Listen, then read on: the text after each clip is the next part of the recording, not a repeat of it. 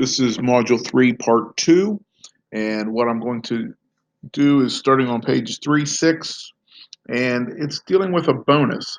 A person would get a bonus if their yearly revenue target was met and also their positions filled is greater than the quota for that. And means both have to be true. This has to be true and this has to be true in order for them to get a bonus. If either one of those is false, the whole bonus is false. An or is if either is true, it's considered true. But we're doing an and. So I'm clicking on L3. I'm going to formulas and I'm going to choose logical and. And I am going to, if J3 is greater than equal to K3, clicking on logical 2 means and I3 equals quote, M-E-T, quote. So that is my formula. J3 has to be greater than K3 and I3 has to equal the word met. Well, this one isn't. I'm going to drag it down to see, and you see that two of them are right here and right here.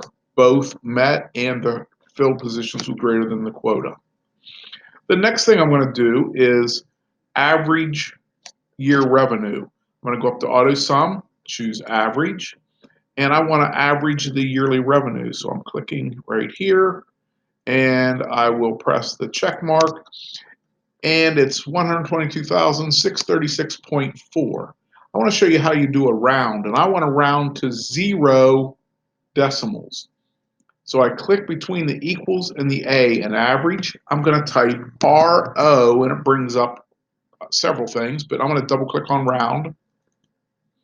And then I'm going to go to the end of the formula, comma, 0, and parenthesis.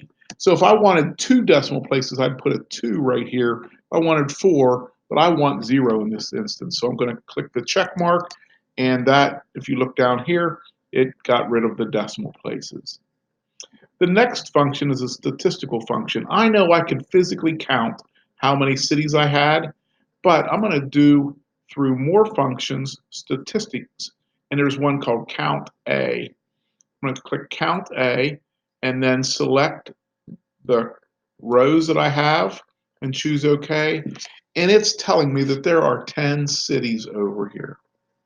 The last thing I want to do is put today's date. Now I know I could type in today's date, which is the 26th. I could type it in here. But if I go in and use a formula to put it in, and I do it 2 weeks from today, it will put that date in there and not hard code today's. And so I'm going to go, to get to that, I go to the date time function, and I'm going to scroll down till I get to today. I click that, it's right there, and I choose OK, and it puts today's date in there. So there are still a couple more pages to go, but I think you can work through those on your own. I really suggest you do that. The 2 assignments out of Module 3 are Skills Review and Independent Challenge 1. I'll stop this now, and if you have any questions, please email me or get in touch.